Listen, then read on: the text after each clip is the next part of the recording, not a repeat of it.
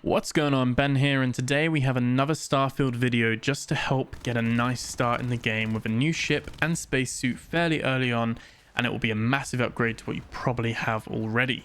Heads up, there will be spoilers though. I will not be showing any of the mystery or lore around the side quest itself. I'll leave you to play through this yourself as well, and we'll be showing some of it in the background in the video. So it's just a heads up, a little bit of a spoiler warning. There'll be some footage of the actual level and mission as I work through and kill some of the bad guys along the way, but none of the main kind of story plot points or anything like that. Also, before we get started, it really helps with the algorithm if you can like, comment, and subscribe. If you're new to the channel, it would mean a lot. So let's jump right in. So the quest is triggered by finding a text log or a note called Secret Outpost. You can find this on a dead spacer, the spacer themselves being random but numerous throughout the early missions in the game.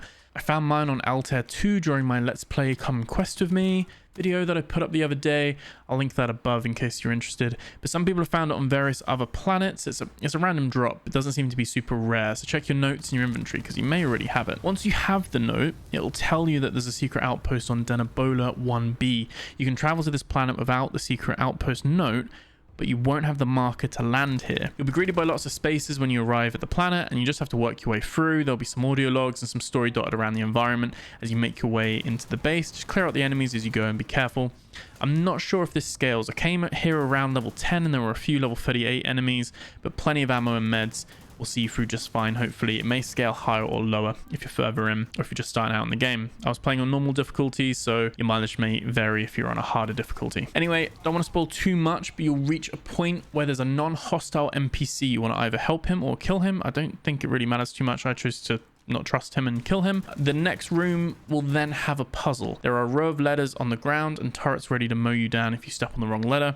You have to make your way through row by row to spell out a word, which has been hinted at during one of the audio logs you probably would have picked up along the way so far. There are also explosive tanks below the turrets. I'm pretty sure you can just kind of run and jump to the other side if you're quick as well, or if you're just going to tank some of the damage. So there's a few numerous ways to approach this. The word you need to spell will be on the screen shortly. Put a timestamp on the screen now that you can jump to should you wish to skip and figure it out for yourself. Still here? Okay, good. So the word you need to spell is Tyrannus. T-Y-R-A-N-N-I-S.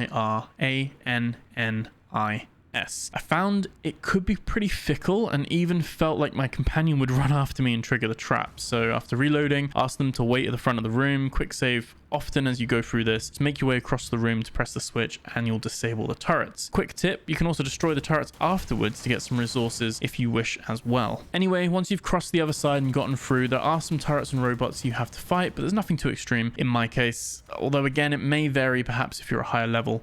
You'll eventually be greeted to the Mantis cave, Starfield's version of the Batcave in my opinion. Obviously there's a huge ship in front of you, but first let's get the suit. So to the left, you'll be able to enter the living quarters and find some more lore, quest related details, as well as stumbling across the mannequin with the Mantis suit. There's a very good set of armor, which includes the spacesuit, helmet, and the boost pack. All legendary with some camo, regen skills, as well as some resistances. I think it looks pretty cool as well. Keep your eyes peeled for the chests if you have a good digipick skill, as there are a few advanced and expert chests here I personally couldn't get into because that's not what I've skilled myself into, but if you have that on your build, then there may be some extra goodies for you to pick up here. Once you have all of that, head back out and up towards the landing pad. There'll be a switch which will send the ship up to the surface, go back where you came from, and there'll be an elevator you can take to unlock the shortcut so you can quickly admire your new shiny ship, the Razorleaf. Ship looks really nice inside, but there's also a second level where you can go up to the ladder and there are weapon cases, weapon racks, armor stands, etc. So you can store and show off your collection. The ship also comes with a shielded cargo module, meaning there's some protection for contraband when you get scanned entering a system, which is quite hard to get early game, so that's very, very handy. There's some nice plasma cannons and weapons too for the ship, and just feels like an overall better upgrade than your starting ship, the Frontier.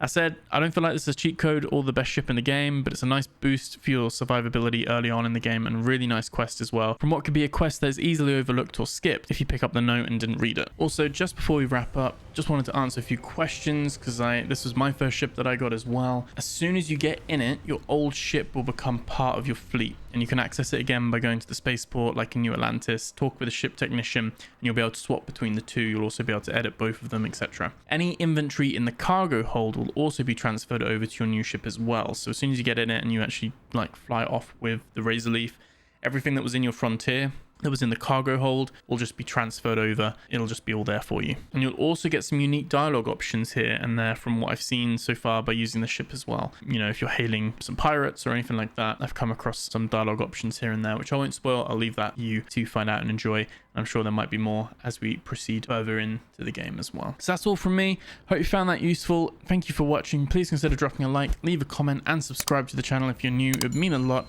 Thank you for watching, and I'll see you in the next video.